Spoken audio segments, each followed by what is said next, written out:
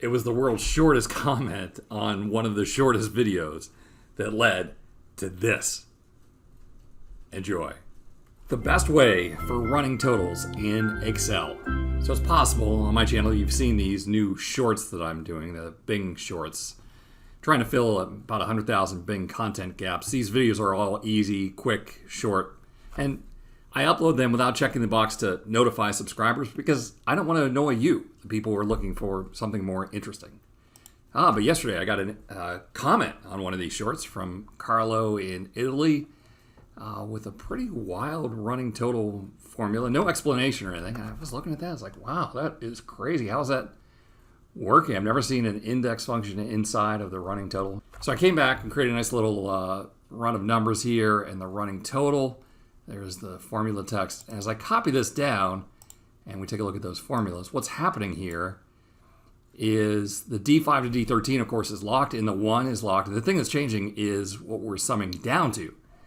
Now, I appreciate the fact that this takes advantage of the weird situation where 8 functions in Excel, including index, can look at the colon and change their behavior because it's next to a colon, right? So that's a deep bit of knowledge, and kudos to Carlo for being able to know that and use that in the formula.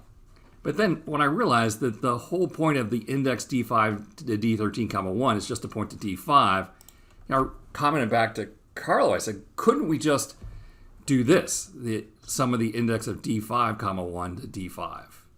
Like, that would work. But why go to all that hassle just to point to D5 when we could just say $5 like that?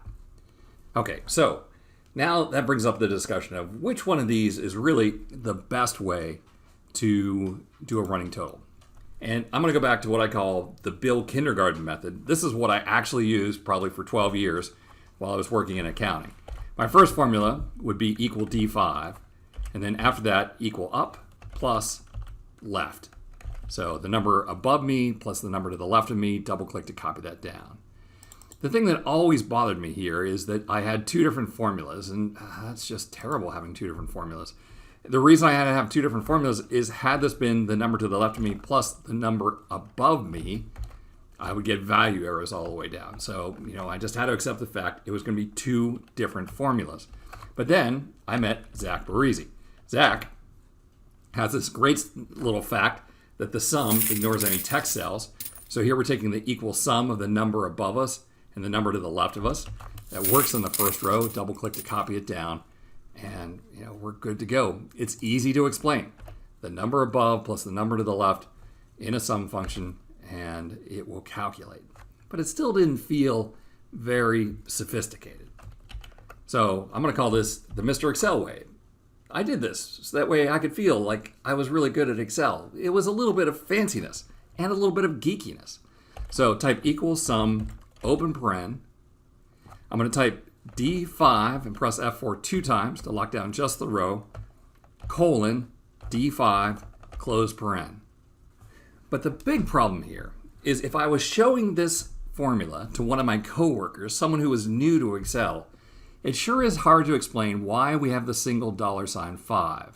In fact, I really never tried to explain it here. First, I would double click to copy down and then come down here to show how the $5 said always go back to 5, but the D13 was always the cell to the left of me. This is what I used day to day. And did it work? Did I feel superior to my coworkers? Well, I started calling myself Mr. Excel, so I guess so. Carlo, though, takes this to a whole new level. So as I started to think about the judging criteria here of which is the best way to do a running total, first off, my number one thing is the same formula all the way down. To me, that's worth 1,000 points. Easy to explain from any cell, not necessarily the bottom cell, especially the top cell. Easy to teach people to enter it. Fast, even if 10,000 cells, and impress coworkers. Another Excel MVP who shaped who I am today is Charles Williams. I think long before I met Charles Williams, I read his great white paper on formula speed that Microsoft had published. And in that white paper, Charles explained how this method, the Bill Kindergarten method, is so much faster than the sum of the expanding range. Let's use Charles Williams Fast Excel to take a look at this. So we'll do 100,000 records and calculate how long it takes to add up the cell above us and the cell to the left of us. Calc range. That's 642.718 milliseconds. Here's the Mr. Excel method, the method I use day to day in accounting, calc range.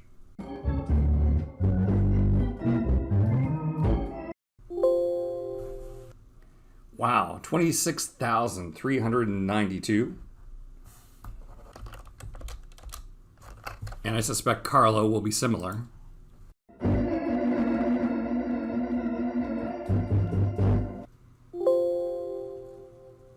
All right, there we go, 36,420 milliseconds. Paraphrasing Charles Williams' white paper on this, it's the number of cells that are referred to by each formula. In the Bill Kindergarten method, I'm just referring to the cell to the left of me and the cell above me. So each of these 100,000 formulas is referring to two cells. In the expanding range, it starts out referring to just one cell and then two cells and then three cells. But then the problem is down here at the end, this formula is referring to 99,998 cells and then 99,999 cells and then 100,000 cells. So while the easy method only refers to 200,000 cells to get the total, this one is referring to 5 billion cells. All right, so let's assign points. Equal up plus equal left. Two different formulas, it's out. But the equal sum of the cell above me and the cell to the left of me, yeah, it gets nearly a perfect score. It only loses 1 point because it won't impress your coworkers. The expanding range, same formula all the way down, but harder to explain, harder to teach, and that formula penalty for just how slow it goes. Only 501 points, and similar for Carlo.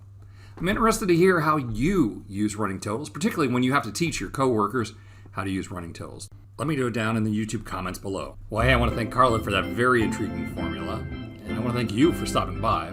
We'll see you next time for another netcast from Mr. Excel. If you like these videos, please down below like, subscribe, and ring the bell. Feel free to post any questions or comments down in the comments below.